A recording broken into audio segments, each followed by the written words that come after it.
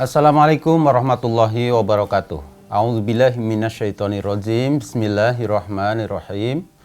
Alhamdulillahilladzi hadana ila sabilil hidayah. Wassalatu wassalamu ala Rasulillah wa ala alihi wa ashabihi wa mawalah wa la haula wa la quwata illa billah. Pemirsa El Sinta yang dirahmati Allah Subhanahu wa taala, mengawali taklim kita hari ini, mari kita senantiasa bersyukur kehadirat Allah Subhanahu wa taala. La in syakartum lazidanakum wa la in kafartum inna adzabi lasyadid. Allah berfirman, kita sudah hafal sekali ya dengan ayat ini ya, itu di highlight oleh Allah dan sering kita ucapkan berkali-kali ya, bahwa pada setiap saat, pada setiap momen kita harus berucap alhamdulillahirabbil alamin. Alhamdulillah. Bukan hanya di lisan kita ya, tapi sampai pada hati dan pikiran kita, bahwa kita senantiasa harus menemukan satu hal yang kita syukuri. Pemirsa El Sinta yang dirahmati Allah, bersyukur bukan hanya karena kita seorang hamba dan kita wajib bersyukur kehadirat Allah Subhanahu wa taala ya. Tapi pada hakikatnya bersyukur adalah titik untuk kita berangkat kembali. Kalau kita merasa bersyukur, ya hari ini bisa cek ya jamaah sekalian, apakah hari ini kita merasa rasanya berbahagia ya, ada sesuatu yang positif yang kita syukuri kehadirat Allah, ataukah justru minus. Nah, kalau minus harus kita hadirkan. Sebab semakin kita minus banyak, tidak ada rasa syukur, berarti sesungguhnya kita semakin pesimis di dalam menghadapi kehidupan. Artinya apa? Ketiadaan rasa syukur kehadirat Allah Subhanahu wa taala itu akan merugikan kita ya, bukan hanya dalam kehidupan akhirat, tapi di dalam kehidupan dunia ini. Nah, dengan kata lain, syukur ini adalah starting point ya, titik awal untuk kita berangkat ke arah yang lebih baik. Alhamdulillahirabbil alamin. Alhamdulillahirabbil alamin. Jamaah yang dirahmati Allah Subhanahu wa taala, hari ini teknologi sudah berkembang sedemikian pesatnya ya, luar biasa. Ya, sudah memasuki era 5.0 ya, luar biasa sekali. Perkembangan teknologi begitu cepat sekali, memudahkan berbagai hal dalam kehidupan kita ya. Beli handphone baru saja sebulan yang lalu rasanya ya, tiba-tiba sudah kedaluarsa, sudah muncul lagi yang baru ya. Cepat sekali ya, cepat sekali perkembangannya. Dan semua itu tentu saja dirancang untuk membantu ya, membantu memudahkan kehidupan manusia di dunia ini. Banyak sekali sekarang gedung yang kemudian kalau kita masuk ya, itu sudah tidak lagi harus menyentuh pintunya ya. Kita datang sudah terbuka dan seterusnya, fasilitas yang begitu luar biasa karena teknologi. Teknologi memandu manusia untuk hidup lebih efektif, tepat sasaran gitu ya. Nyampe pada tujuan ya. Dan salah satu yang luar biasa ya, jamaah sekalian, kita tahu namanya Google Map. Masya Allah ya, Google Map, teknologi yang sekarang dibebaskan untuk diakses oleh kita semua, oleh masyarakat, itu luar biasa memudahkan kita semua. Sekarang kita untuk pesan apapun itu mudah sekali, tidak harus beranjak ya, tidak harus pergi kemanapun. Kita duduk di rumah, tinggal ya pencet aplikasi, itu makanan datang. Masya Allah. Jadi kalau kita sekarang membayangkan surga nih, itu mudah. Ya. Jadi teknologi harusnya itu mengingatkan kita, memudahkan kita untuk memahami akhirat. Ya. Jadi semakin teknologi canggih yang luar biasa ini ya, kehidupan yang dilayani oleh teknologi ini, ketika kita mendengar kisah-kisah tentang surga itu bagi kita semakin mudah untuk memahaminya itu. Semakin logik gitu ya. Di dunia saja sudah seperti itu yang membuat manusia. Bagaimana kalau yang membuat teknologi itu adalah Allah Subhanahu wa taala? Saya pernah nonton satu film ya, anak-anak itu ya. Itu apa namanya tuh, saya agak lupa, kalau nggak salah ada Leviathan apa itu ya di situ. Nah, di situ ada namanya kecerdasan buatan, Masya Allah. Jadi ada satu kota, ini tentu saja imajinasi ya, imajinasi. Ada satu kota yang di situ dipimpin oleh teknologi. Orang sakit itu nggak usah datang ke rumah sakit ya, itu langsung tersensor, ada sensor, Masya Allah. Petugas langsung datang, luar biasa. Ini saya pikir imajinasinya kok seperti akhirat itu ya, luar biasa. Nah, jadi teknologi itu telah memandu kita sedemikian rupa. Google Map itu sekarang memandu kita dengan mudahnya kalau kita mau kemana-mana. Kalau dulu ada pepatah, malu bertanya sesat di jalan. Nah, kalau sekarang tampaknya sudah nggak berlaku tuh. Ya, karena sekarang dengan Google Map orang nggak bertanya apapun, kemudian dia sampai pada tujuan. Baik, pemirsa Al-Sinta yang dirahmati Allah, kita lanjutkan setelah pariwara berikut ini.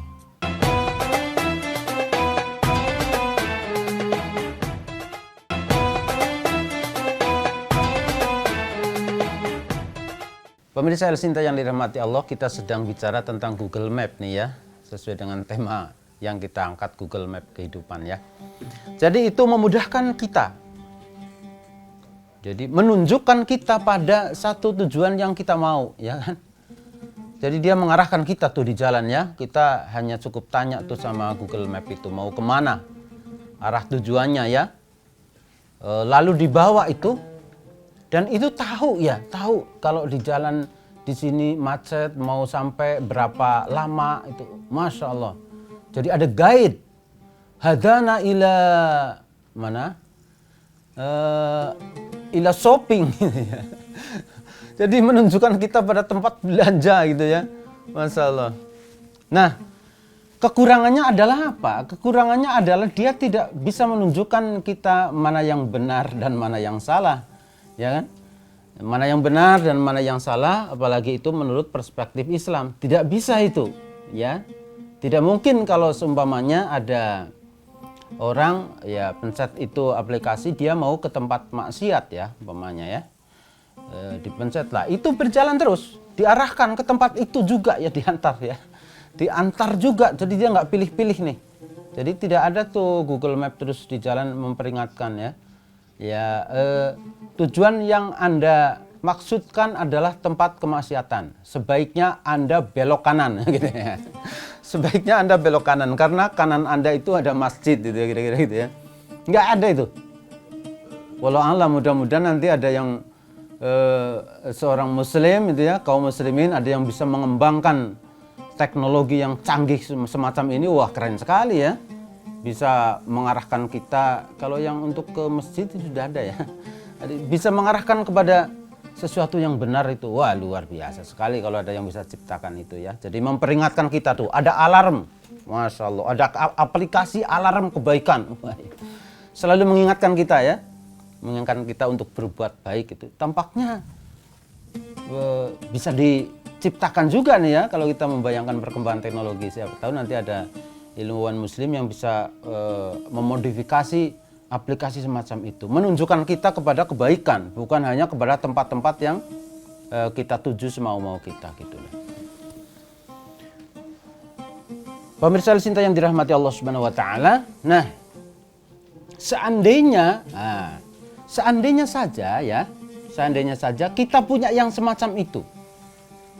Punya alat di dalam diri kita yang semacam Google Map lah, kurang lebih seperti itu ya, membawa kita pada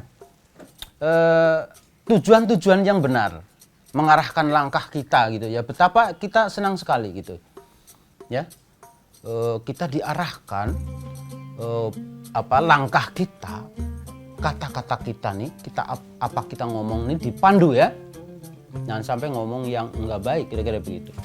Si mata ini dipandu kira-kira gitu ya, karena sudah ada di dalam diri kita ada pemandunya. Luar biasa kalau ada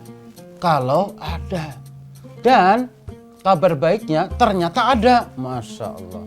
Ternyata ada nih. Saya kasih tahu di pengajian ini aja nih. Buat pemirsa sekalian ya. Nih ya. Jadi ternyata memang ada kok. Satu alat yang sedemikian canggihnya gitu ya. Wah sebenarnya kalau kita nanti bicara ajaran agama itu lebih canggih-canggih lagi ya. Satu alat yang bisa memandu kita seperti itu. Itu kata siapa? Kata Allah Subhanahu wa taala. Allah Subhanahu wa taala sendiri yang mengatakan itu. Ya.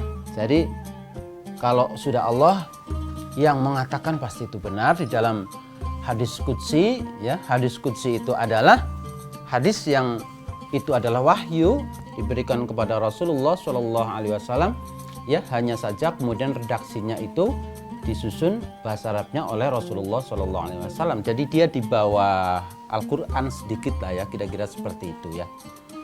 Jadi an Abi Hurairah radhiyallahu anhu annahu qala Rasulullah Shallallahu alaihi wasallam, innallaha azza wa jalla qala man 'ada li waliyan faqad adantuhu bil harbi. Nah, saya sedikit-sedikit ya. Kita potong-potongan di sini agak panjang nih ya. Jadi di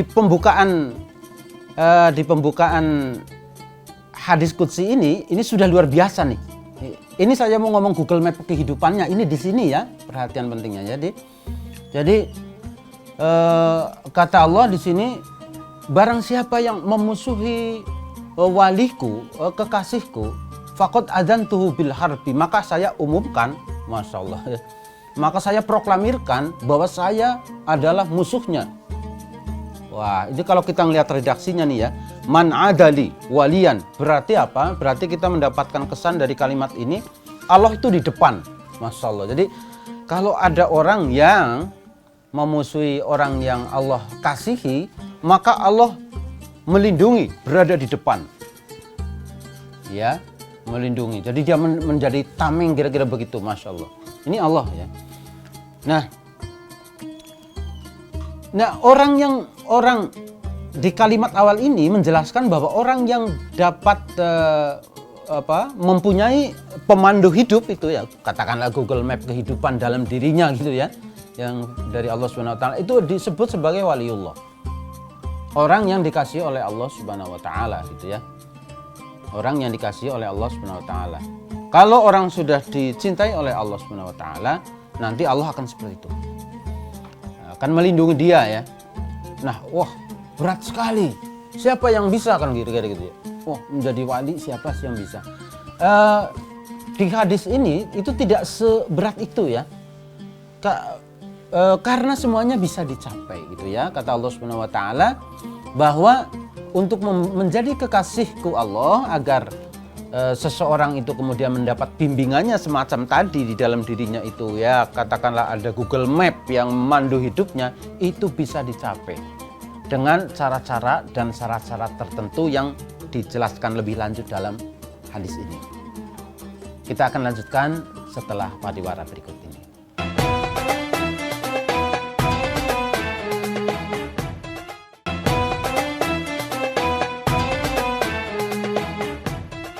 Pemirsa El Sinta yang dirahmati Allah Subhanahu wa taala, kita lanjutkan ya hadis qudsi yang kita baca pada segmen sebelumnya ya. Lanjutannya adalah Allah menjelaskan bagaimana kemudian kita memenuhi syarat sebagai orang yang dicintai oleh Allah Subhanahu wa taala. Kata Allah dalam hadis ini, "Wa ma taqarraba ilayya 'abdi bi syai'in ahabba ilayya mimma aftaratuhu 'alaihi." Nah, ini step pertama ya. Step pertama adalah tidak ada sesuatu yang dicintai oleh Allah Subhanahu wa taala untuk mendekatkan diri kepadanya. Nah, ini nih. Jadi caranya apa? Caranya adalah kita mendekat kepada Allah. Kita mendekat kepada Allah supaya kita nanti mendapatkan pengawasan dan bimbingan dari Allah dari dalam. Nah, supaya kita dibimbing oleh Allah Subhanahu wa taala dari dalam. Jadi kita akan lakukan apa? Yang pertama adalah melakukan sesuatu yang difardukan oleh Allah Subhanahu wa taala. Nah, itu dengan cara itulah kita mendekat kepada Allah. Ya, Masya Allah, saya sudah sholat Ustadz, ya. Ini sudah biasa sekali gitu. Betul sudah sholat, saya sudah sholat, jamaah sekalian juga sudah sholat. Jadi sepertinya ini adalah hal yang biasa ya, tidak istimewa ya. Istimewanya di mana? Istimewanya adalah, tidak mudahnya adalah gitu ya. Ketika kita ingin si sholat ini masuk ke dalam diri kita. Bukan di luar ya. Sholat itu sudah mendarah daging ke dalam diri kita. Kalau dalam teori psikologi itu dia sudah masuk ke dalam alam bawah sadar, kira-kira seperti itu ya. Jadi si sholat ini sudah menyetir kehidupan kita. Kalau pada umumnya kitalah yang kemudian mengendalikan sholat. Artinya sholat itu kita masih tidak ada rasanya gitu ya. Masih kepaksa. Jadi ya karena wajib, ya karena saya muslim, ya karena teman dan saudara kerabat saya adalah seorang muslim. Jadi sholatnya nyaris tanpa rasa, kira-kira begitu ya. Tidak dihayati. Nah ini kita yang harus pelajari ya. Jadi si sholat itu kita betul-betul itu mendekat kepada Allah Subhanahu Wa Taala. Jadi kalau bicara teknologi, sholat itu kurang canggih apa? Kurang canggih apa ya? Handphone mana sekarang yang bisa untuk telepon Tuhan? Tidak ada. Tidak ada yang secanggih-canggihnya ya. Tidak ada. Buat nelpon setan aja nggak nyambung. Ya. Handphone apa? Mau yang tipe berapa?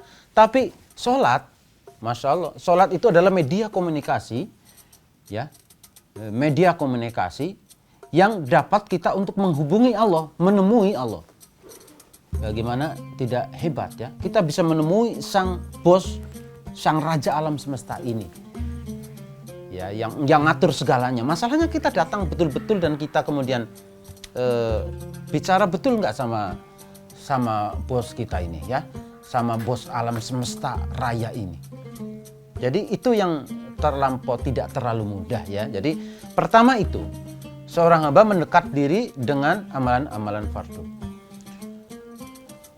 Kemudian wala yazalul abdu yataqarrabu ilayya bin nawafil hatta uhibbahu. Nah, kemudian ditambah tuh. Nah, ini ya, ini dia. Ditambahnya yang sunnah-sunnah itu kita tambahkan. Nah, ini kita ngomong sholat ya, kita sholat saja dulu. Karena yang pokok kan sholat ya, ibadah ya. Oh, kita perbaiki sholat. Tambahkan yang sunnah. Bin nawafil hatta uhibbahu. Nah, sehingga Allah nanti akan cinta. Nah, ini. Allah akan cinta dengan itu, dengan melakukan fardu dan sunnah. Kalau kita hitung ya, jamaah sekalian, sehari semalam kalau kita tambah sholat sunnah itu lengkap yang pokok-pokok saja sesuai dilakukan Rasulullah itu sudah bisa 46 rakaat ya, hampir 50 itu ya, hampir 50, Masya Allah. Nah, kita latih mana yang bisa dulu kan gitu ya. Nah, kalau orang sudah lakukan ini ya, kata Allah, fa idza ahbabtuhu, dan ketika saya cintai dia, kuntu sam'ahu alladzi yasma'u bihi, masyaallah, maka saya Allah akan menjadi pendengarannya yang denganku dia mendengarkan segala sesuatu. Ya. Wa basarahu alladzi yabsuru bihi, alladzi yubsiru bihi, dan penglihatannya yang denganku dia akan melihat segala sesuatu. Wa yadahu allati yabtishu biha, dan saya akan menjadi tangannya yang dengan diriku dia akan menggunakan tangan itu. Wa rijlahu allati yamshi biha, dan kedua kakinya yang denganku dia akan berjalan kemanapun arah tujuan. Ya. Terus ditambah di akhir hadis ini, wala in sa'alani la'utiyannahu, kalau dia minta sesuatu padaku, la'utiyannahu, pakai nun takkid ya, maka pasti saya akan berikan, pasti, kata Allah, pasti akan saya berikan. Wala in ista'adani la'u'idzannahu, dan kalau hambaku ini ya minta bantuan kepadaku, pasti saya akan bantu. Nah, jamaah sekalian yang dirahmati Allah, kita perhatikan di ujung ayat ini ya. Ini persis Google Map. Jadi Allah itu menjanjikan akan menjadi pendengarannya, akan menjadi penglihatannya, akan menjadi tangannya, akan menjadi kakinya. So, ya, berarti kita itu melihat dengan dipandu oleh Allah. Tidak sembarang hal kita mau melihatnya, karena di situ sudah ada protection from Allah, gitu ya. Tidak sembarang yang pendengaran ini yang bisa didengar itu menarik kita. Enggak, karena kita sudah diarahkan. Woi, itu adalah tidak baik, jangan kau dengarkan, kira-kira begitu ya. Tidak sembarang hal kita akan sentuh, kita akan ambil. Kenapa? Karena di situ ada guide yang menuntun kita untuk supaya kita tidak mau ambil. Ya, nah barangkali kita sekarang sudah merasakan dalam tingkat yang paling sederhana ya, dan akan menjadi kaki. Nah, berarti kemanapun kita melangkah, kita akan diarahkan kepada hal-hal yang diridhoi oleh Allah Subhanahu wa Ta'ala. Mudah-mudahan kita dapat memperbaiki sholat kita, sholat fardu dan sunnah, sehingga si sholat itu betul-betul masuk ke dalam diri kita dan kemudian dia menjadi Google Map di dalam diri kita yang mengarahkan dan menghantarkan kita di dalam hidup ini kepada tujuan yang diridhoi oleh Allah Subhanahu wa Ta'ala. Hadanallahu wa iyyakum ajma'in. Wassalamualaikum warahmatullahi wabarakatuh.